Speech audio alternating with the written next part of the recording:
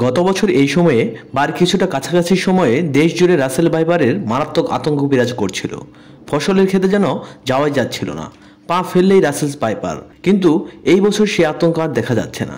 তার মানে কি রাসেল ভাইপার সব বিলুপ্ত হয়ে গেছে? আসলে কোনো সাপ যদি দেশে প্রবেশ করে তাহলে এত তাড়াতাড়ি তো বিলুপ্ত হওয়ার কথা না। আসল কথা হলো রাজনৈতিক নেতারা তাদের নানান কুকীর্তি ঢাকতে এরকম চমকপ্রদ খবর প্রচার করেন। মিডিয়া ব্যবহার করে কম গুরুত্বপূর্ণ বিষয় দেশ জুড়ে আলোড়ন তোলে। তারই ধারাবাহিকতায় গত বছর দেশে রাসেল ভাইপারের খবর আনাচে কানাচে ছড়িয়ে পড়েছিল। এবছর হয়তো কারো তেমন দরকার হচ্ছে না, তাই কেউ রাসেল ভাইপার নিয়ে ভাবছে না। কিন্তু যেহেতু এই সাপ দেশে প্রবেশ করেছে এবং বংশবিস্তার করছে, তার মানে আমাদের কিন্তু ভুলে থাকলে চলবে না, আমাদেরকে সচেতন হতে হবে। আজকের ভিডিওতে আমরা জানবো দেশে কি কি প্রজাতির সাপ আছে, কোন সাপ বিষাক্ত আর কোন সাপ অবিষাক্ত নয়। তাছাড়া মানুষ ও অন্যান্য গৃহপালিত পশু পাখিকে কিভাবে সাপের আক্রমণ হতে বাঁচানো যায় তা নিয়ে আলোচনা করব।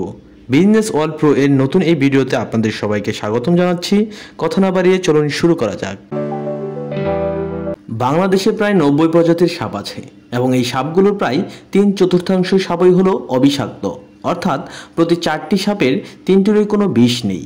এই ক্ষেত্রে আমাদের দেশের সাপুরে বা উজারা চালাকিটা করে তারা যাদেরকে ঝাড়ে বা চিকিৎসা করে সেই রোগীকে যদি অবিষাক্ত সাপে কামড়ায় তাহলে তো সেই রোগী এমনিতেই মারা যাবে না। এই সময় ওজারা নিজেদের সফল দাবি করে, কিন্তু যখন বিষাক্ত সাপে কামড়ায় তখন আর বাঁচাতে পারে না। তখন বলে বেশি দেরি হয়ে গেছে, বেল পাতা খুঁজে পাওয়া যাচ্ছিল না ইত্যাদি। আসলে সাপুরে বা ওজারা সাপের কামড়ে কিছুই করতে পারে না। যাই হোক, দেশে মোট বিষাক্ত ও অবিষাক্ত সাপ মিলিয়ে মোট 94 প্রজাতির সাপ পাওয়া যায়। এগুলো হলো ব্রাহ্মণী দুমুখো সাপ, ডায়াডের দুমুখো সাপ, জার্ডনের এবং সরু দুমুখী সাপ। এই সাপগুলো অন্ধ সাপও বলা হয়। আবার অজগর, পাতি লাউডগা, ছোট নাক লাউডগা, ধরা সাপ, মাইট্টা সাপ, ফণিমনসা ইত্যাদিও পাওয়া যায়। এই সাপগুলোর আবার উপপ্রজাতিও রয়েছে, যেমন ফণিমনসা সাপেরই 5 ধরনের জাত রয়েছে। অন্যান্য সাপের মাঝে যেমন কালনাগিনী, ধুদরাজ, বেতাচরা, ডিমখোর সাপ, পাইন্না সাপ, গরগিন্নি সাপ, উদয়কাল, বাঁশ বা শামুকখোর সাপ ইত্যাদি দেখা যায়। সচরাচর দেখা যায় এমন সাপ হলো দারাস সাপ। এই সাপ একটু বেশি লাফালাফি করে। এই সাপগুলোর অধিকাংশই অবিষাক্ত। বিষাক্ত এবং যে সাপগুলো মূলত মানুষ ও অন্যান্য গৃহপালিত প্রাণীকে আক্রমণ করে সেগুলো হলো কেউটে, পদ্ম গোখরা, খইয়া গোখরা, রাজগোখরা, রাসেল ভাইপার ইত্যাদি। তবে দেশে প্রাপ্ত যে কোনো সাপই কামড় দিক না কেন, আমাদের দেশে মূলত 2টি অ্যান্টিভেনম পাওয়া যায়। সাপে কামড়ালে দ্রুত সময়ে যদি হাসপাতালে নেওয়া যায় ও অ্যান্টিভেনম দেওয়া যায় তাহলে আর মৃত্যু ঝুঁকি থাকে না। যদিও এই অ্যান্টিভেনমগুলো গ্রামীণ মডেল স্বাস্থ্যকেন্দ্রগুলোতে থাকার কথা, কিন্তু সত্য বলতে গ্রাম তো পরে উপজেলা পর্যায়ের হাসপাতালগুলোতেও অনেক সময় অ্যান্টিভেনম পাওয়া যায় না, যার ফলে রোগী যখন জেলা হাসপাতালে পৌঁছায় তখন অনেক ক্ষেত্রেই দেরি হয়ে যায়। এই বিষয়ে আমরা সতর্ক হলে সমাধান সম্ভব। এখন আসি কিভাবে আমরা আমাদেরকে ও আমাদের গৃহপালিত পশু পাখিকে সাপের আক্রমণ থেকে বাঁচাতে পারবো। সাপ মূলত ভীত প্রাণী। আপনি সাপকে মারতে না গেলে বা সাপ ভয় না পেলে সহজে মানুষের কাছে আসতে চায় না। তবে দীর্ঘদিন যাবৎ সাপ ও মানুষের সম্পর্ক মধুর না হয় এখন অধিকাংশ মানুষ সাপকে ভয় পায় ও মেরে ফেলার চেষ্টা করে। অন্যদিকে সাপও মানুষকে কামড়ানোর চেষ্টা করে।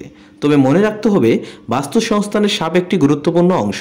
তাই না চিনে সব সাপ মেরে ফেললে আমাদেরই ক্ষতি হবে। তাই আমরা সাপকে দেখলেই মারার চিন্তা না করে সাপ যেন আমাদের কামড়াতে না পারে সেই দিকে ভাবলে ভালো হবে।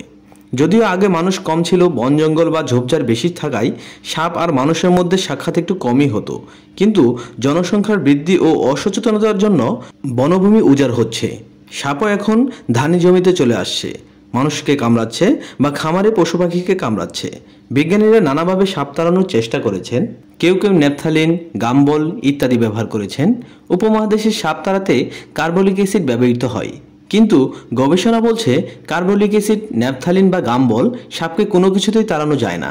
তাই সাপের আক্রমণ হতে রক্ষা পেতে প্রতিরোধ ব্যবস্থা গ্রহণ করাই উত্তম। যেমন বসতবাড়ির আশেপাশে পরিষ্কার রাখতে হবে। খামারের চারদিকে কারেন্ট জাল ব্যবহার করলে খামারে সাপ প্রবেশ করতে পারবে না। পরিশেষে বলতে চাই, পৃথিবীকে বাসযোগ্য রাখতে চাইলে সাপকে চিনতে হবে। অবিষাক্ত সাপগুলোকে না মেরে বাস্তুসংস্থানের ভারসাম্য রাখতে হবে।